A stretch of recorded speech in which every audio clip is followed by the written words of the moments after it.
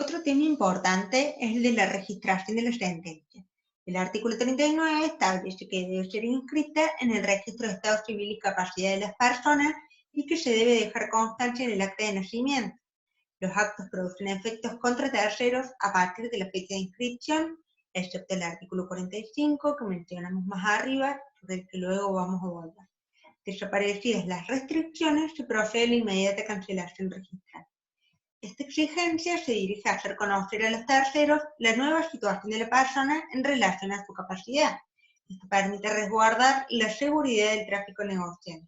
La sentencia no es oponible a los terceros hasta su inscripción en el registro, excepto el efectivo conocimiento previo que los terceros hubieran tenido del contenido de la sentencia.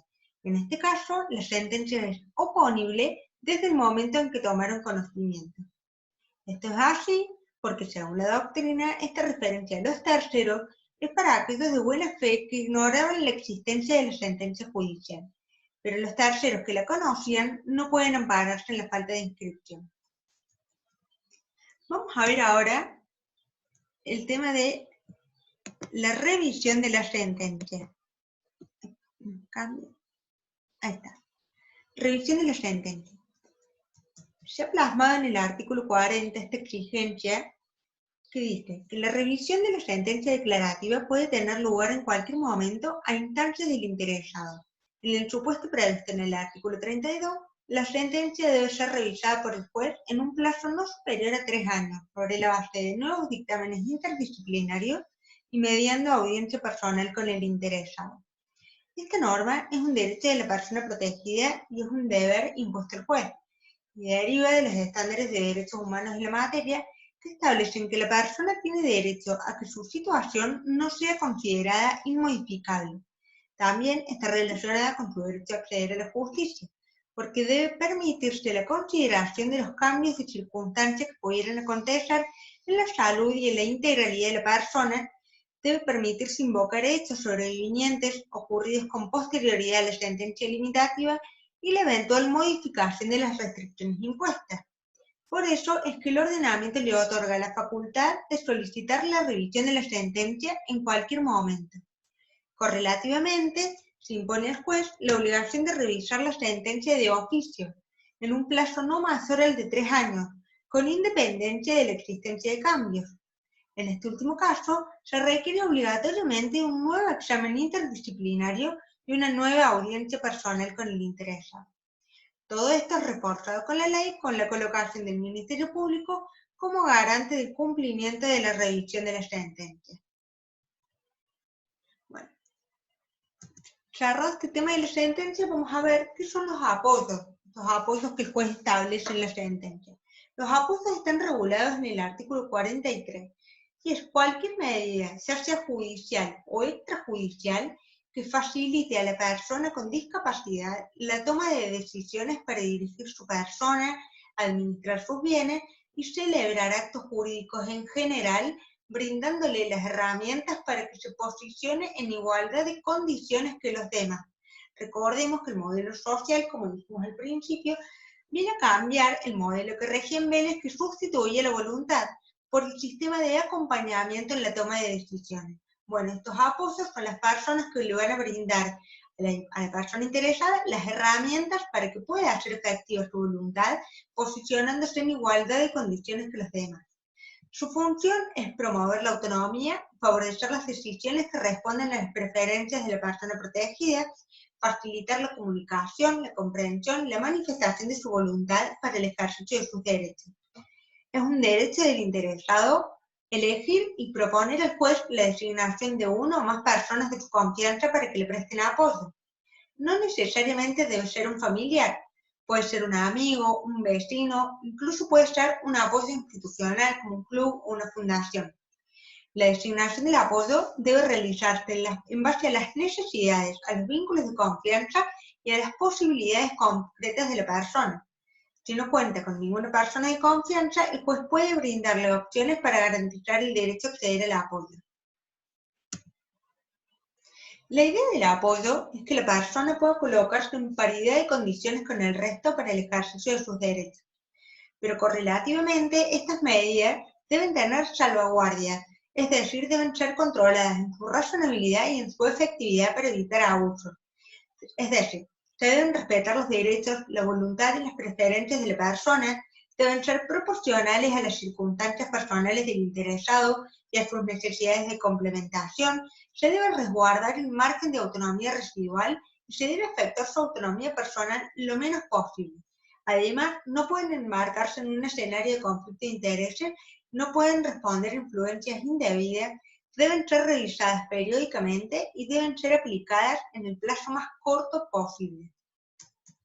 La sentencia puede instituir a una o más personas que ejerzan funciones de apoyo para uno o varios actos y en distintas modalidades, pero siempre debe hacerse respetando estas salvaguardias.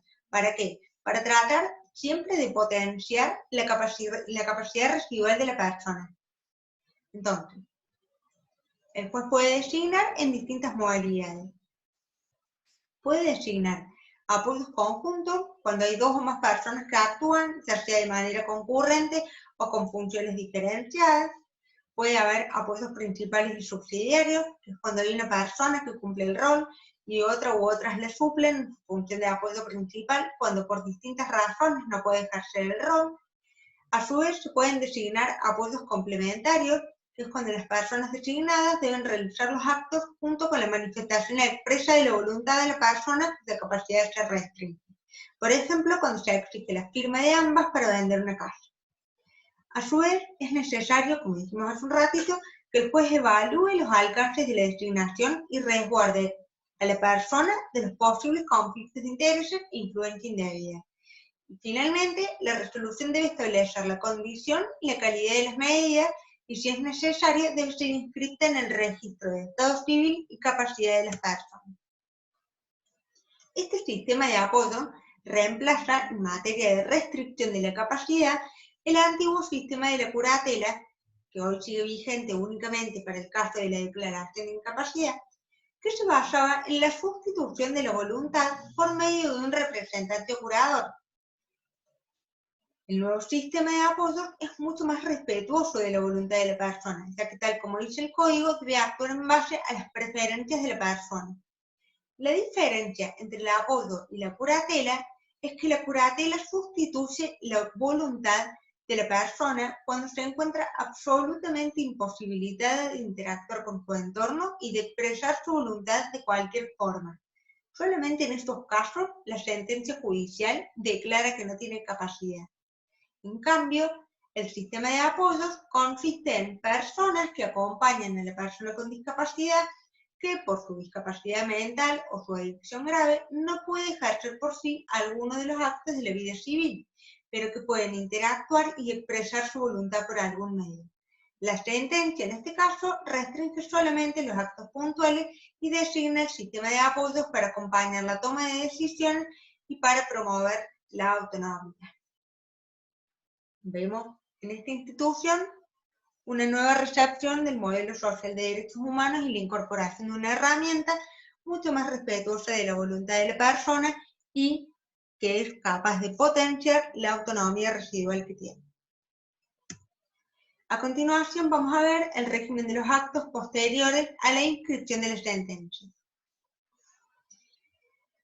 Estos actos están contemplados en el artículo 44, que dispone la nulidad del acto celebrado contrario a lo establecido en la sentencia y que son realizados después de su inscripción, independientemente de la buena fe del co-contratante y del carácter oneroso del acto. La solución de la norma se dirige a proteger los intereses de la persona cuya capacidad se restringió, haciéndolos primar por sobre los del co-contratante, aunque hubiese sido de buena fe y el acto a título oneroso.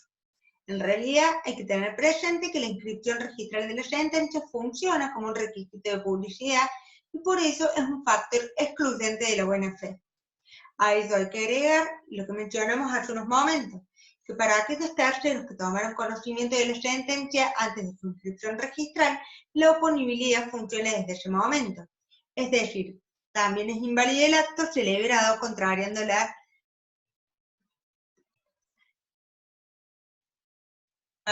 También es inválido el acto celebrado contrariando las restricciones establecidas en la sentencia antes de su inscripción registral si el cocontratante conocía la falta de capacidad de ejercicio para el acto.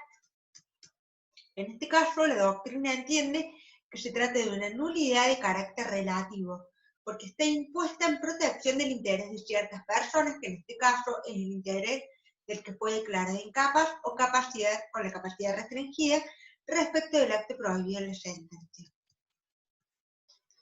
Ahora bien, ¿qué pasa con los actos anteriores a la inscripción de la sentencia? Este supuesto está regulado en el artículo 45, según el cual los actos celebrados antes de la inscripción de la sentencia y que perjudiquen a la persona declarada incapaz o con capacidad restringida pueden ser declarados nulos si concurre a alguno de los supuestos previstos por la ley. Estos supuestos son: si la enfermedad mental era ostensible a la época de la celebración del acto, si quien contrató con él era de mala fe, si el acto es a título gratuito. Estos son los tres supuestos que deben concurrir. Vemos que es un requisito para articular la acción de nulidad la prueba del perjuicio que le causó el acto a quien luego fue declarado incapaz o restringido en su capacidad. En sentido contrario, el acto de la persona celebrado con anterioridad a la inscripción de la sentencia es válido si la discapacidad mental no era notoria a la época de la celebración y el cocontratante era de buena fe y a título oneroso. ¿Qué pasa si durante el proceso se designó un curador o un apoyo con facultades de representación o asistencia de manera provisoria como medida cautelar? En este caso, los actos celebrados durante el juicio que contraríen lo dispuesto en la sentencia resultarán inválidos desde la fecha de inscripción de las cautelares en el registro, pues desde esa fecha son oponibles a terceros. Si no hubiera medidas cautelares, los actos habrán sido celebrados por una persona capaz y para invalidarlos habrá que demostrar la concurrencia de los requisitos previstos en el artículo 45 que recién analizamos. Es decir, habrá que demostrar que la enfermedad mental era ostensible a la época de la celebración del acto, que el que contrató era de mala fe o que el acto era a título gratuito. Vamos a ver también qué pasa con los actos de la persona fallecida. En este caso, el artículo 46 regula la impugnabilidad de los actos entre vivos celebrados por una persona fallecida. Dice la norma: luego de su fallecimiento, los actos entre vivos anteriores a la inscripción de la sentencia no pueden impugnarse, excepto que la enfermedad mental resulte del acto mismo, que la muerte haya acontecido después de promovida la acción para la declaración de incapacidad o capacidad restringida, que el acto sea a título gratuito o que se pruebe que quien contrató con ella actuó de mala fe, es decir, con conocimiento de la incapacidad.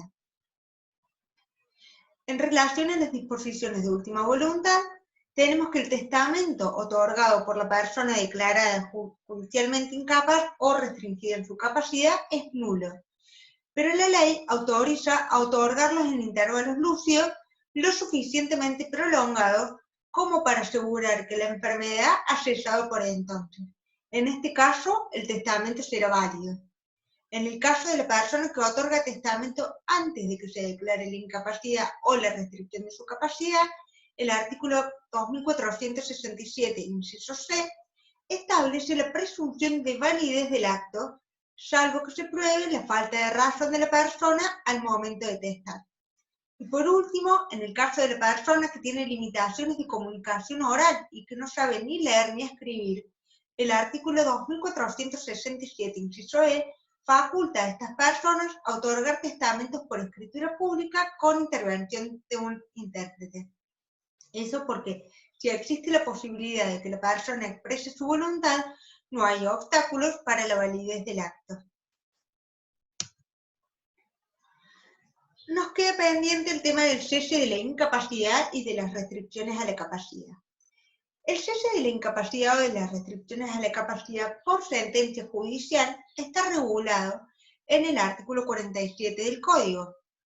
Según esta norma, el cese de la incapacidad o de la restricción a la capacidad debe decretarse por el juez que la declaró, previo examen de un equipo interdisciplinario integrado conforme a las pautas del artículo 37, que dictamine sobre el restablecimiento de la persona. Si el restablecimiento no es total, el juez puede ampliar la nómina de actos que la persona puede realizar por sí o con la asistencia de su curador o apoyo. De la norma se extrae que es indispensable una decisión judicial que así lo declare. Está pensada para aquellos casos donde existan mejorías en la situación médico-biológica de la persona que la coloquen en una mejor situación de dirigir su persona y de administrar sus bienes. Si el restablecimiento no es total, el juez podría hacer cesar la restricción de determinados actos ampliando su margen de capacidad, es decir, aumentando la nómina de los que la persona puede realizar por sí misma.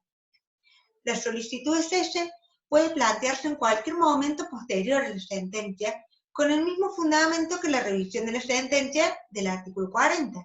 Puede ser solicitada en cualquier momento porque la persona tiene derecho a que su situación no sea considerada inmodificable y que sus evoluciones sean tenidas en cuenta a fin de recuperar el margen de capacidad que corresponde según el caso. La doctrina considera que cabe exigir también para el procedimiento de cese la entrevista personal del juez con el interesado, por aplicación analógica del artículo 35, a fin de que el juez pueda tomar contacto directo con el interesado y conocer de mano propia la situación en la que se encuentra.